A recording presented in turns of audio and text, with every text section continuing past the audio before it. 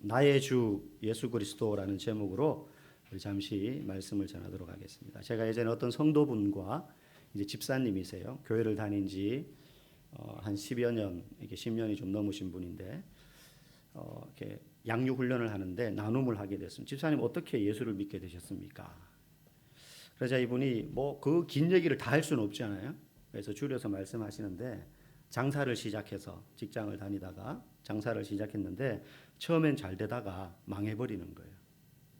뭐 한 번 망하니까 처음에 잘 됐으니까 내가 뭘 잘못해서 망했나 보다 해서 다시 이제 그걸 보완해서 해야지 해서 또 다른 사업을 하고 또 다른 사업을 하고 했는데 하는 족족 망하는 거예요.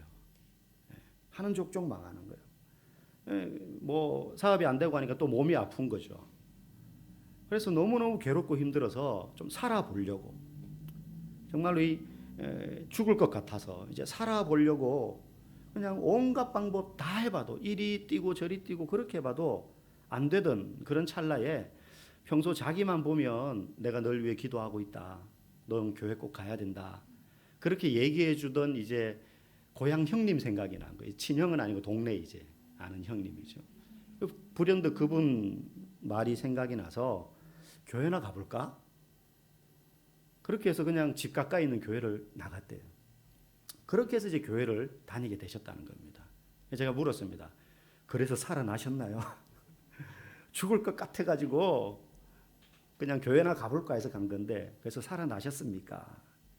이 집사님이 죽지는 않았죠. 죽지는 않았죠. 뭐 그렇다고 해서 뭐 안 되던 사업이 갑자기 잘 돼가지고 돈을 많이 벌거나 뭐 그랬던 건 아닙니다. 그럼 집사님 뭐 그런 기대대로 된 게 아닌데 어떻게 교회를 떠나지 않고 이때까지 계속 신앙생활을 이렇게 잘 해오셨습니까? 궁금해서 물었어요. 어떤 기대를 가지고 교회를 갔는데 그게 안 이루어지면 또 낙심해서 교회를 떠나는 경우들이 종종 있지 않습니까? 교회 가면 병 낫겠다, 교회 가면은 사업 다시 일어서겠다 해서 갔는데 여전히 병은 안 낫고 여전히 사업은 힘들면 마음에 낙심이 오잖아요. 근데 이분은 이제 그런 일은 일어나지 않았는데 뭐 잘 되고 낫고 이런 건 없었는데 그래도 계속 교회를 다녔다는 거예요. 그 이유가 뭡니까? 물었죠. 조금 숨쉴만 하게 되면서 그러니까 완전히 죽을 정도는 아닌 그런 상태를 조금 벗어난 거예요. 그렇다고 해서 막 잘 되고 이런 건 아니지만 겨우겨우 이제 살 만큼 숨구멍이 이제 생긴 거죠. 교회 나오면서. 숨 쉴 수 있을 만큼 되면서부터 주변에 있는 성도들이 보이기 시작하더래요. 처음에는 교회 나가서 내가 너무 힘드니까 딴 사람은 안 보이고 그냥 살려주세요 이거밖에 안 했는데 이제 조금 거기에 적응도 되고 조금 살만하게 되니까 주변에 있는 성도들이 어떻게 신앙생활을 하고 있는가 이게 그때부터 보이기 시작하더래요. 한 3년쯤 지나서. 그렇게 이게 보는데 가만히 보니까 그때는 내가 제일 힘들고 내가 이 세상에서 제일 불행하고 나만 억울하고 그런 마음으로 아둥바둥 버티면서 그래도 교회를 나왔는데 나중에 조금 정신을 차리고 주변을 보니까 나보다 더 힘든 가운데 있는 성도들이 있더라는 거예요. 처음에는 안 보였는데 내가 제일 힘든 줄 알았는데 보니까 저분은 얘기를 들어보니까는 그렇고 그런 상황이라는데 어떻게 저렇게 교회 나와서 저렇게 웃으면서 자기 몸 써가면서 봉사하고 청소하고 밥하고 빨래하고 주차 봉사하고 저분도 내가 힘든 걸로 알고 있는데 지금 남편하고 지금 문제가 생겨가지고 어떻고 저떻고 그런 줄 알고 있는데 주일학교 교사하고 아이들을 막 섬기고 그게 보이기 시작하더라는 거예요. 저 사람들은 도대체 자기 삶이 힘든데 뭐가 저렇게 좋아가지고 교회 나와서 또 예배 드릴 때 보면 막 자기는 그냥 앉아 있는 거예요. 뭐라도 좀 좋아질까봐 싶어서. 그런데 그분들 보니까 막 손들고 찬양하고 때로는 말씀 듣고 기도하면서 울고 다락방 나눔하면서 막 자기 고백을 하고 이제 그게 보이기 시작하는 거죠. 그래서 그런 걸 보면서 저 사람들은 왜 저럴까? 교회에 나와서 한 3년쯤 지나서 그게 의문이 든 거예요. 힘들 텐데 분명히 나아진 게 없는 것 같은데 저분도. 그래서 이분이 든 생각이 나도 한번 따라 해볼까 싶었던 거예요. 그래서 이제 몇몇 분 모델을 딱 정한 거죠. 저분이 하는 대로 식당 봉사하면 나도 같이 식당 봉사해보고 다락방 예배 나도 한번 참여해보고 그때까지는 주일 예배만 이제 딱 일주일에 오고 나면 이제 내 의무는 끝 이렇게 생각했는데 수요 예배도 한번 가보고 무슨 기도회가 있다는데 가보고 또 교회에서 이런 훈련이 있다는데 나도 다 받아봐야지. 보니까 그분들이 다 그런 걸 하니까. 그래서 이분도 이제 그걸 따라하기 시작한 거예요. 예배란 예배, 교회에서 하는 훈련이란 훈련, 이런 거 이제 힘들었지만 다 받기 시작했습니다. 그러다가 어느 순간 이분이 딱 알게 된 게 있대요. 그게 뭐냐면, 예수를 믿는다는 것, 그냥 교회를 다니는 거 말고 예수를 믿는다는 것이 내가 원하는 것을 얻기만 하는 그런 것이 아니구나. 예수를 믿는다는 건 예수님이 원하는 삶을 내가 사는 거구나. 이제까지 나는 어린아이 신앙이, 이게 교회에서 말하는 어린아이 신앙이라는 거구나. 이걸 깨닫는데 목사님 7년이 걸렸어요. 7년쯤 지나서 그게 이제 눈에 들어오고 그걸 깨달은 거야. 나는 이때까지 내 문제만을 들고 나가서 이거 어떻게 좀, 예수님 이거 좀 어떻게 해결해 주세요 하는 마음으로 나왔는데, 그때쯤 되니 깨닫게 되더라고요. 신앙생활이라는 게, 예수 믿는다는 게 교회 나와서 내가 원하는 걸 아뢰고 끝내는 게 아니라 예수님 말씀대로 사는 거구나. 사는 거구나. 집사님, 그래서 지금은 어떻습니까? 목사님 뭐 그걸 깨달았다고 해서 갑자기 내 삶이 막 반전이 일어나가지고 막 부자가 되고 병이 낫고, 여전히 그분 아파요. 7년째 그 병을 달고 있어요. 그런 건 아니지만 내 인생에서 더 이상 예수님이 내 주변에 계신 분, 내가 필요할 때마다 좀 도와주세요 하고 도움을 끌어다 쓰는 그런 분이 아니라 그 예수님이 이제는 내 삶의 중심에 오셨음을 내가 확신합니다. 그래서 그분이 내 인생을 이끌고 가신다는 확신이 생겼어요. 그러고 나니 그동안 교회 다니면서도 아둥바둥거리면서 내 문제만을 붙잡고 이거 좀 어떻게, 이거 좀 해결됐다 싶으면 또 다른 문제 계속 가지고 나오는 거예요. 이거. 그렇게만 아둥바둥하면서 살았는데 이제는 어지간한 내 삶에 어려움이 생겨도 마음이 잘 흔들리지 않는다는 거예요. 마음이, 불안한 마음이 훨씬 덜 든다는 거예요. 왜냐하면 내 삶의 주인이 내가 아니라 예수님이라는 걸 확신하니까 약간 뭐라 그럴까요? 그분 표현으로는 약간 똘끼가 생기더라는 거예요.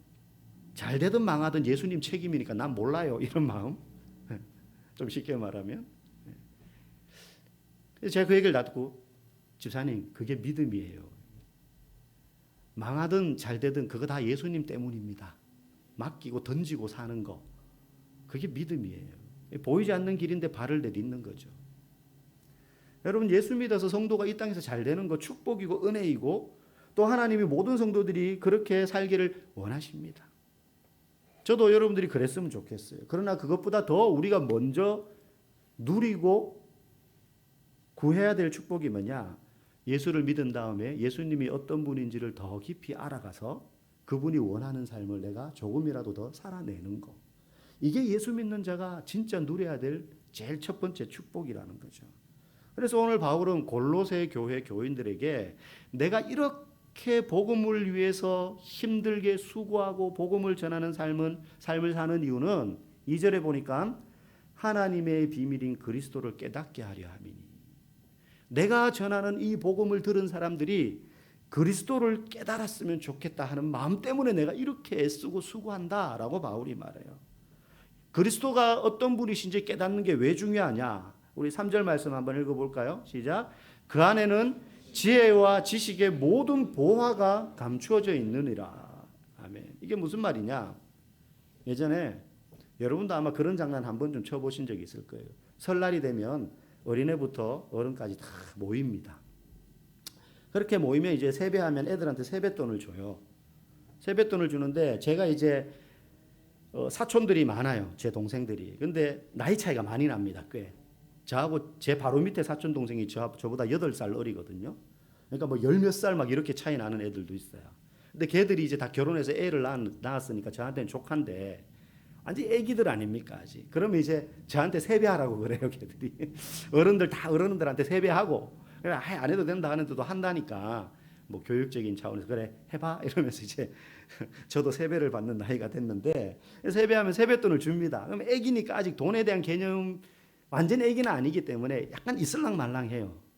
그럼 이제 지갑에서 돈을 꺼내 가지고 10,000원짜리를 한 장 탁 줘요. 그러면 이제 엄마가 고맙습니다 해야지 고맙습니다 하면서 인사를 해요. 그러고 난 다음에 장난을 쳐요. 야 가시 이리 와 하면서 지갑을 탁 줘요 애한테.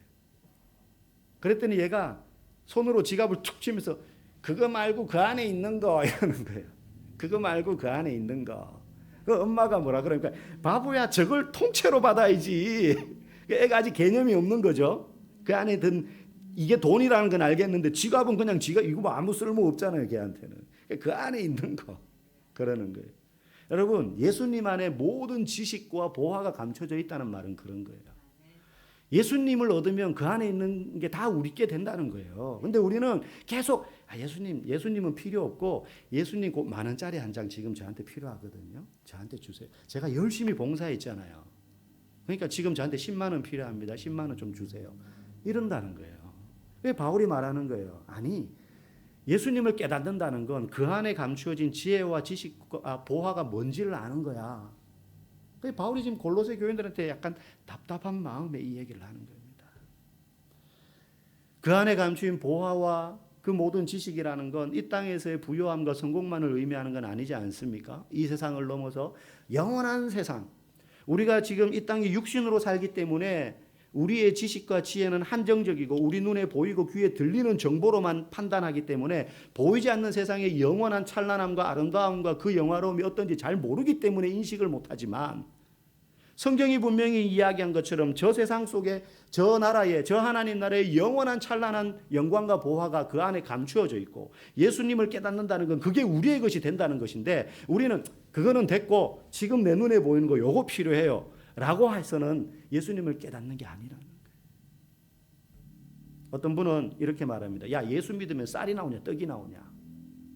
예수 믿어서 니한테 이득되는 게 뭔데 이 땅에서. 이런 말씀하는 분들도 있어요.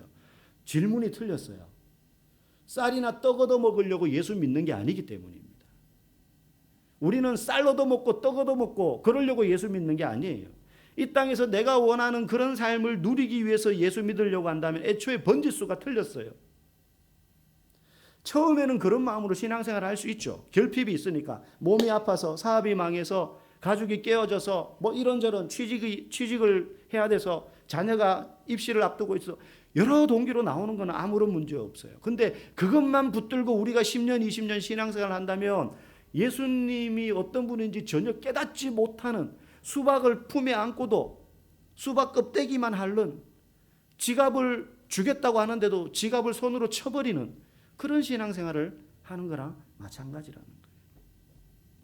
그러나 제대로 신앙생활을 하다 보면 교회 다니는 이유가 단지 이 땅에서 내가 원하는 걸 누리고 얻기 위해서 다니는 게 아니구나 하는 것을 깨달아요. 그러면 우리가 왜 예수를 믿어야 되는 것이냐. 우리 6절 말씀 한번 읽어봅시다. 시작. 그러므로 너희가 그리스도 예수를 주로 받았으니 그 안에서 행하되. 여기 보니까 그리스도 예수를 주로 받았으니 예수님이 구원자가 되신다고 믿었으니 이 뜻이거든요. 여러분 우리가 한여름에 열심히 이제 뜀박질을 하고 난 다음에 운동장을 몇 바퀴 돌았어요. 그러고 난 다음에 목이 마르잖아요. 제일 필요한 게 뭡니까? 시원한 물 한 통이에요. 이제 막 41.195km 마라톤을 완주한 사람한테 소고기를 둔 진수성찬을 앞에 두고 야 먹어 한다고 그 사람이 그거 먹고 싶겠어요?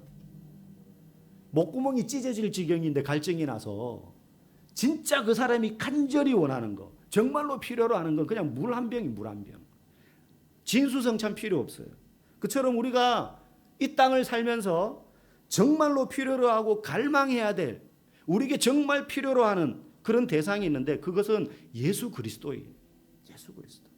예수만이 우리의 영혼의 갈증을 해결할 수 있어요.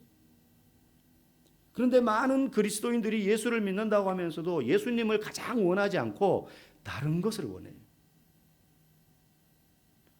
그러다 보니 교회 다니는 분들의 마음속에도 예수님을 오늘 본문의 오늘 제목 설교 제목처럼 주인주 주님으로 모시고 사는 것이 아니라 자신이 갈망하는 나한테 이게 정말 있었으면 좋겠어 하는 게 예수님이 아닌 다른 그 어떤 것 그걸 주님으로 모시고 살아요. 주인 주자 주님이 아니라 어떤 분은 술을 주인으로 모시고 살아요. 어떤 분은 돈을 주인으로 모시고 살고 어떤 분은 인기나 건강이나 자녀나 명예를 주인으로 모시고 살아요. 승진을 주인으로 모시고 살아요. 사실 다른 게 아니라 그게 우상이에요. 요즘은 눈에 보이는 우상을 믿는 사람들도 있지만 눈에 보이지 않는 그런 것들을 우상으로 섬기는 사람들. 왜? 그게 자신의 주인이 되기 때문에. 골로새서 3장 5절 우리가 오늘 읽은 본문 2장이지만 그뒤 이제 3장 넘어가는데 3장 5절에 보면 탐심은 곧 우상 숭배라 그랬어요. 여러분 탐심은 눈에 보이는 게 아니잖아요. 이런 형체가 없어요. 근데 탐심 어떤 것을 과도하게 욕심내는 마음은 우상 숭배라는 거예요. 예를 들어 돈을 봅시다. 처음에는 돈이 이 정도만 있으면 좋겠다고 생각합니다. 우리 누구나 그런 기대를 가지고 있죠. 이사 가는데 돈이 이 정도 필요한데 이 정도 있으면 좋겠어. 집을 좀 넓히고 싶은데 이 정도 필요해. 지금 대출 이자가 이 정도 있는데 이거 한꺼번에 갚으려면 이 정도 돈이 있으면 좋겠어. 뭐 이런 나름대로의 돈의 액수를 다 생각을 해요. 그런데 그 정도를 넘어서서 그 돈에 대한 과도한 집착이 생기면 그게 탐심이 돼요. 근데 그 경계를 우리는 몰라요. 사람마다도 그렇게 크기가 달라요. 여러분 왜 몇십 몇백억 재산이 있는 사람들이 세금을 떼먹습니까? 왜 주차 위반하고 신호 위반했던 벌금 안 내려고 하고 집에 현금을 이만큼 가지고 있으면서도 왜 감춰놓습니까? 우리가 생각할 때 그 정도 돈이 있으면 그거 세금 몇 푼 한다고 내면 되지. 그때 내면 되지. 뭐 이렇게 생각하지만 자신이 돈을 컨트롤하는 것이 아니라 그 정도 돈이 되면 돈이 그 사람을 컨트롤하기 때문에 돈의 종이 되어서 사는 거예요. 돈이 그 사람 주인이 되는 거예요. 그러면 그는 돈이 우상인 거죠. 제가 지금 돈을 예를 들었지만 거기에 수를 갖다 놔도 되고 거기에 성공을 갖다 놔도 돼요. 자기의 인기를 갖다 놔도 돼요. 여러분 구약 성경 에스겔서라는 성경이 있습니다. 우리 14장 3절 한번 앞을 보고 읽어보겠습니다. 시작. 인자야 이 사람들이 자기 우상을 마음에 들이며 죄악의 걸림돌을 자기 앞에 두었으니 그들이 내게 묻기를 내가 조금인들 용납하랴. 아멘. 이게 무슨 말이냐면 인자야 이 말은 에스겔이라는 그 선지자 사람한테 하나님이 지금 말씀하시는 거예요. 에스겔아 이 사람들이 이스라엘 백성들이 자기 우상을 마음에 들여 우상을 섬긴다는 거예요. 우상을 섬기면서 나한테 나와서 묻기를 그 말은 나한테 와서 뭔가 도와달라고 그렇게 요청을 할 때 내가 조금인들 듣겠냐 이거예요. 저 주님 믿습니다 하면서 진짜 주님은 다른 데 있는 거예요. 이스라엘 백성들이. 겉으로는 안 그런 척 하는데 마음에 보니까 하나님은 저 바깥에 계시고 마음 중심에 다른 게 들어와 있어요. 그래 놓고는 어려운 일 생기면 하나님 도와주세요. 그러면 하나님 다 보고 계신데 그럼 내가 그거 듣겠냐 이거예요. 네 주인은 따로 있지 않냐? 거기 가서 빌어. 네 주인이 원하는 대로 살아. 인간은 모두가 무언가를 주인으로 섬기게 되어 있어요. 그게 학생한테는 대학일 수도 있고 그게 돈이든 사람이든 권력이든 그러면 그 순간 그것에 영향을 받습니다. 그 주인이 원하는 대로 살게 되어 있습니다. 어느 순간 우리가 예수님을 주인으로 섬기면 그래서 예수님이 원하는 삶을 살게 되는 거예요. 결국 우리의 삶은 내가 지금 이 땅에서 누구를 주인으로 모시고 사느냐에 따라서 때에 따라서는 이 땅에서의 삶만 결정되지만 예수님을 주인으로 모시고 살면 이 땅에서의 인생뿐만 아니라 영원한 우리의 죽음 이후의 삶의 결정까지도 다 판가름하게 돼요. 그래서 오늘 본문 6절 7절 우리 한번 읽어봅시다. 시작. 너희가 그리스도 예수를 주로 받았으니 그 안에서 행하되 그 안에 뿌리를 박으며 세움을 받아 교훈을 받은 대로 믿음에 굳게 서서. 예수님을 주로 섬기면 예수님께서 원하는 삶을 살게 되는데 그게 성도가 믿음에 굳게 선다는 뜻이라는 거예요. 믿음에 굳게 선다는 것이 믿습니다 하면서 통성기도를 잘하거나 막 기도할 때 열광적으로 막 박수를 친다거나 기도했더니 병이 낫는다거나 그런 것만 얘기하는 게 아니라 예수님을 주로 믿는 자가 그 예수님이 원하시는 대로 일상의 삶에서 살아내는 것, 실천해내는 모습, 그게 믿음 위에 굳게 서 있다라는 거예요. 여러분 믿습니다 하는 건 쉬워요. 해봐 안 하려고 해봐 하면 내가 사탄 죽이고 믿습니다 할 수 있죠. 그런데 그렇게 살기 위해서는 정말 애쓰고 수고해야 돼요. 정말 애쓰고 수고해야 돼요. 유혹거리, 재밌는 거, 즐기고 싶은 거, 인생의 성공을 줄 수 있을 것처럼 보이는 그 무엇, 대학 간판, 어느 회사 다니냐, 어떤 차를 타고 다니냐, 몇 평 사냐, 연봉이 얼마냐, 대기업이냐 중소기업이냐, 얼마나 많아요.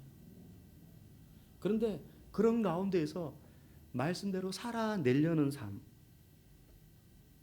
힘들지만 그렇게 살면 우리 중에 성경 지식이 좀 부족해도, 내가 말주변이 없어서 제대로 전도하기 위해서 말을 잘 못해도, 돈을 적게 벌어도 여러분 그 사람은 믿음에 굳게 서 있는 참된 그리스도인이 되는 것입니다. 그래서 이 사람은 예수님에게 깊게 뿌리 박고 있어서 고난의 비바람 앞에서도 굳게 서서 넘어지지 않는 거예요. 여러분 신앙에서 승리한다는 건 예수 믿었더니 잘 되더라가 아닙니다. 예수 믿었더니 고난의 비바람이 오는데도 넘어지지 않더라. 믿음 안에 주님만을 바라보게 되더라. 막 세찬 비바람이 불면 우리의 시선이 주님에게서부터 다른 데로 자꾸 돌아갑니다. 저기에 내 구원이 있을까? 저것이 나를 이 고난에서 해결해 줄까? 그래서 딴 곳을 바라보고 싶은 유혹이 계속 와요. 근데 믿음에 승리하는 사람은 그래도 주님만을 바라보는 거죠. 그래도 주님만을 바라보는. 양궁 선수들이, 우리나라 국가대표 양궁이 뭐 오랜 세월 동안 전 세계 최강 아닙니까? 근데 양궁 선수들이 어떻게 훈련하는지 여러분들 보시잖아요. 일부러 스포츠 경기장, 야구장 이런 데 이제 축구장 경기하기에 앞서서 그 스타디움에 가득 몇만 명 들어왔을 때 관중들한테 부탁한대요. 소리 좀 질러 달라고. 그래 막 그 운동장이 떠나가도록 앰프로 음악 막 틀고, 그리고 그 가운데 선수들 세워놓고 활 쏘게 하는 거죠. 평정심.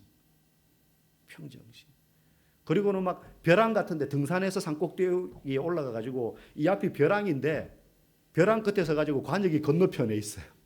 그 관역에다 대고 막 쏘게 한다는 거예요. 어떤 순간에도 그것만 쳐다볼 수 있도록 흔들리지 않는 마음으로 평정심을 유지하면서 그 관역만을 쳐다보도록. 예수 믿는 사람에게도 시련이 옵니다. 넘어질 때가 있어요. 삶이 어려워지죠. 사업이 안 됩니다. 고난이 와요. 그런데 끝까지 믿음으로 서 있는 거예요. 왜? 예수 그리스도를 주로 믿기 때문에. 예수님이 원하는 삶을 사는 것이 신앙이라는 걸 알기 때문에. 또 그렇게 살아왔기 때문에. 그래서 누군가 볼 때는 실패한 것처럼, 예수 믿더니 삶이 왜 그래? 예수 믿었더니 뭐 병도 안 났네? 예수 믿었는데 왜 그렇게 모양이 그 꼬라지야? 혹시 그렇게 말하게 보일지 몰라도 실패가 아니요, 낙오자가 아니요, 하나님 나라를 위한 훌륭한 경기자로 사는 모습이라는 것을 여러분 믿으시기 바랍니다. 여러분, 우리의 신앙의 선배들이 다 그렇게 살았어요.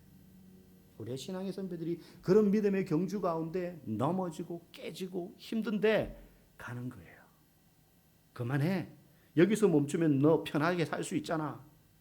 근데 멈추지 않는 거예요. 믿음의 경주를 끝까지 가는 거예요. 히브리서 11장 12장에 보면 믿음 이야기 나오잖아요. 그 끝에 보면 거기서 막 박수치면서 환호하는 사람들이 있어요. 여러분 마라톤 경기 보면 끝에 거리를 돌다가 나중에 출발했던 그 운동장은 다시 들어오잖아요. 그러면 길거리에도 사람들이 있었지만 그 운동장 안에 몇만 명의 관중들이 도대체 누가 1등으로 들어오나 싶어가지고 누가 완주하나 싶어서 하는데, 유일하게 마라톤 경기는 승자와 패자가 없는 경기. 등수는 정해지지만 여러분 이상하지 않습니까? 1, 2, 3등 금운동 주면 끝이잖아요. 그런데 4등, 5등, 6등, 7등, 8등, 9등, 10등, 20등, 30몇 등, 40몇 등이 들어올 때까지 경기는 끝나지 않아요. 그리고 마지막 주자가 들어올 때 모든 관중들이 일어서서 박수치는 거예요. 박수치는 거예요. 그게 우리의 신앙의 경계예요. 그게 예수를 믿는다는 거예요. 때로는요, 우리가 예수님 외에 다른 걸 주인으로 섬길 때 하나님이 그걸 잠시 빼앗아 갈 때도 있어요.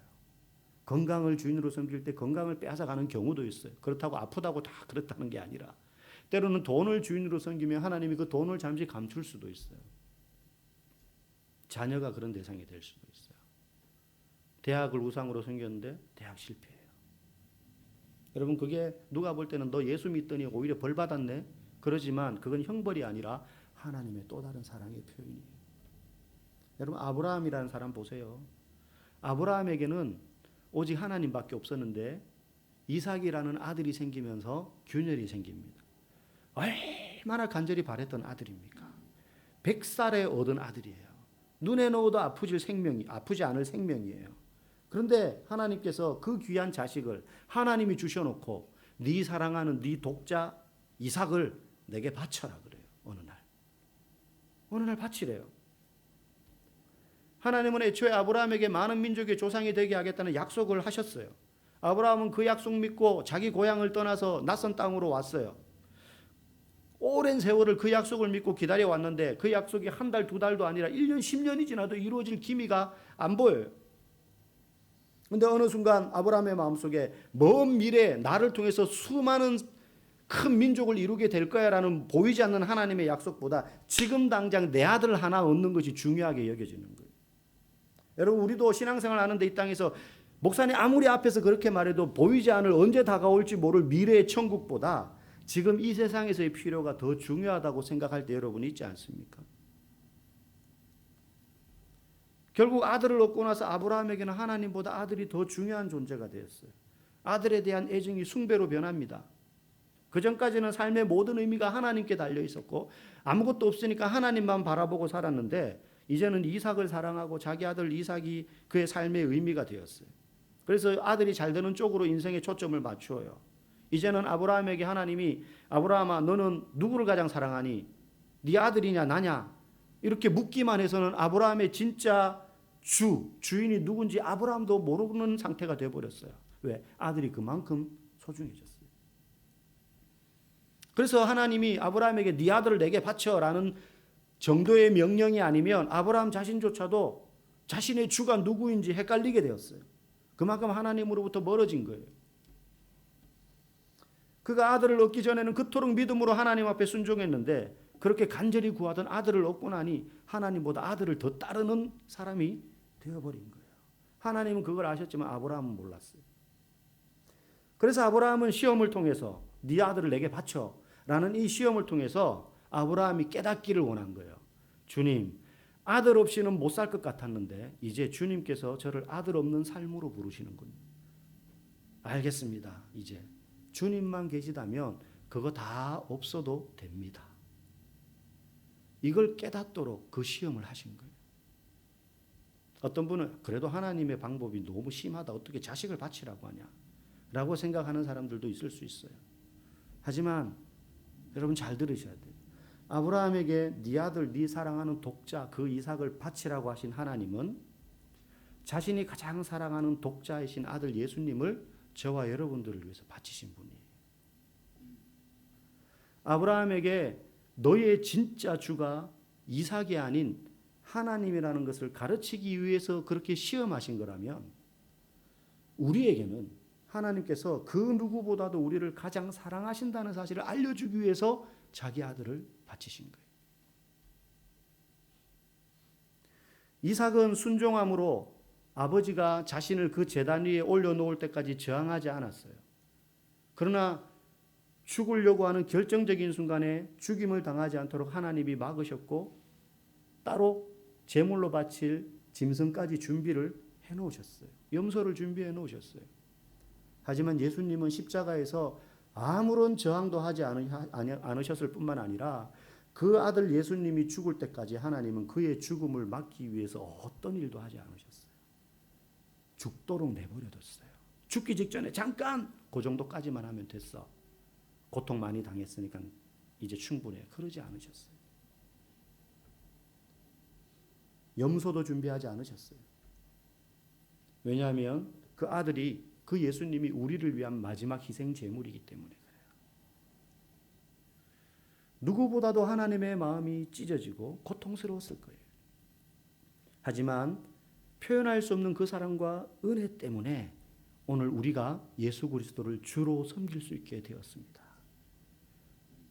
우리의 마음 가운데 그 어떤 것도 주님이 될 수 없는 충분한 이유가 바로 이 때문이에요. 여러분, 우리의 인생의 진짜 주는 오직 예수 그리스도 한 분뿐이시라는 거 여러분 꼭 기억하시고 많은 것들이 우리의 마음의 주인이 되기 위해서 들어오겠지만 그것들 가운데서 우리가 믿음으로 예수님이 어떤 분인지를 더 깨달아 알아가는 그런 신앙의 승리자가 되기를 주의 이름으로 간절히 축복합니다.